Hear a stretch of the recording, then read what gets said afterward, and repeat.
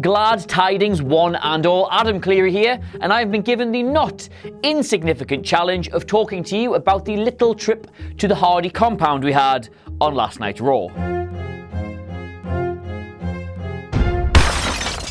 Right then, the ultimate deletion. They teased it for months, then we thought we might be getting it as a big piss break segment for WrestleMania, but no, we got it last night in full as the main event of Monday Night Raw, and wow. Okay, so let's put this in the proper context, because, you know, sometimes in amidst all the craziness and the talking to the giraffes, the context of all this does occasionally get forgotten. Coming up 2 years ago now, Matt Hardy unveiled a new character as part of the feud with his brother Jeff. He dyed part of his hair white, he started speaking in this weird, sophisticated accent, and, well, I mean, you've all seen it. We all saw it because it got noticed. Just not entirely in a good way. Over the next few weeks and months, the feud became the biggest thing TNA had done in years. Its reach and its appeal and the interest in it went way, way wider than anybody thought it was going to, so naturally, they just greenlit every single idea the Hardys were coming up with, even if behind the scenes, they didn't want to. Like, this bears repeating. TNA thought at the time, as any sane group of people would, that building a wrestling feud around drones and lawnmowers and dilapidated boats was a really, really shit idea. But the Hardys had them over a barrel, so they just had to go with it. The height of all this, of course, was the final deletion, which, and I watched it back last night in preparation for all of this, still absolutely defies belief. I mean, it's a cinematically shot wrestling match in the middle of a field with really hammy acting, burning effigies, and a bit where Jeff Hardy fights off the Vanguard army with a guitar. Now, you remember the reaction to this at the time, don't you? The entire wrestling world watched it and thought that either A, this is the single greatest thing they'd ever seen, or B, and this was the majority, it was the absolute worst. But over time, even the most critical voices began to soften on the whole thing, because they could see that despite how over the top it was, despite how far away from wrestling convention it was supposed to be, it was bringing a lot of happiness to a lot of wrestling fans. And ultimately, what else do you judge storylines and characters and gimmicks on if not that? I mean, by the time the Hardys returned at WrestleMania, everybody loved broken Matt Hardy. Fast forward to last night, and Ultimate Deletion was the #1 worldwide trending topic on Twitter pretty much all night. In fact, I think at the time of me recording this, some 12 hours after the match, it's still in the top 3. In short, Ultimate Deletion will now already be considered a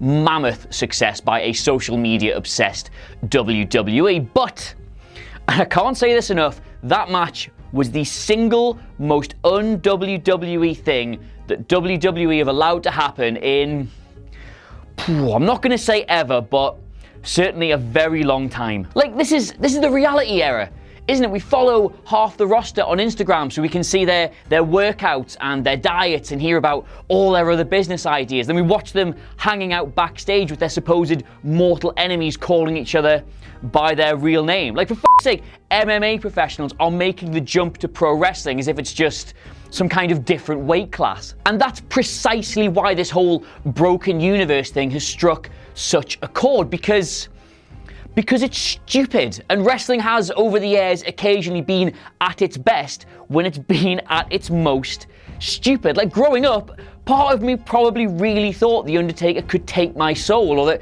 Kane could make fire shoot up out of the ring. We just don't have that much fun anymore. Don't get me wrong, less is definitely more here, but over the last 10 or 15 years, we haven't had less. We've had none. And in Matt Hardy, WWE now has somebody who can, in small doses, remind us just how much stupid, silly fun we're supposed to be having here.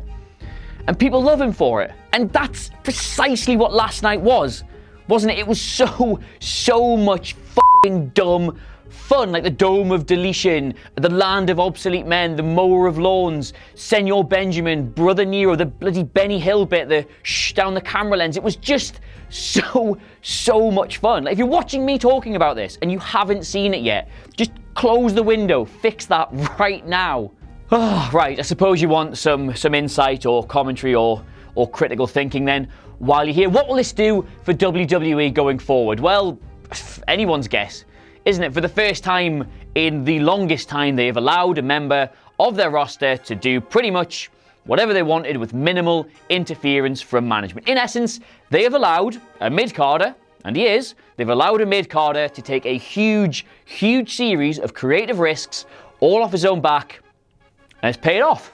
It's going to be considered a massive success. So, could be a brave new world, this. And if nothing else, if this match puts the whole Eater of Worlds gimmick to bed, then it has, in my opinion, already been worth it. Some sort of figurative cleansing in that Great Lake could quite literally save Bray Wyatt's career.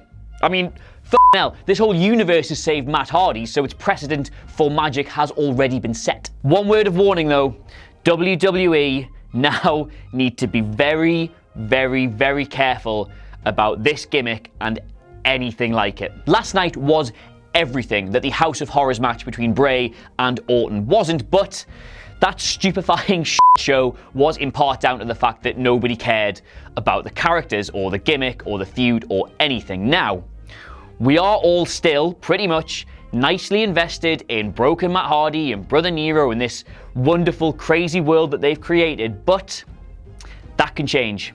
That can change real quickly in wrestling. For now, though, we can simply say that the Ultimate Deletion was a fantastic achievement and a huge success, and all done, let's not forget, on the biggest televised platform currently in wrestling. That's what Monday Night Raw is. That's what the main event of Monday Night Raw is, and they gave it that slot, and they're not going to regret doing it, and that's great. So everybody, from Wyatt to Orton to Jeremy Borash, who's come over from TNA, to Christ, even Vince for just not ruining this, deserves some credit. Too long, it didn't read. I love Matt Hardy. I love his silliness, and wrestling needs more silliness, but not too much. So that was the Ultimate Deletion, but of course I'm far more interested in your wonderful opinions, so leave some in the comments below, and don't forget to like, share and subscribe. WhatCulture.com for all your content needs, and we're on Twitter at WhatCultureWWE. Until next time, my name has been Adam Cleary,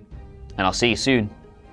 Hello there, you've made it all the way to the end of the video, and as part of my designated 18 hours of community service, I'm here to tell you that we have a number of other channels available for you to subscribe to, as well as other slightly, possibly not related videos for you to watch. So please do one of the things to my left or right, otherwise I have to pick up leaves on the roadside.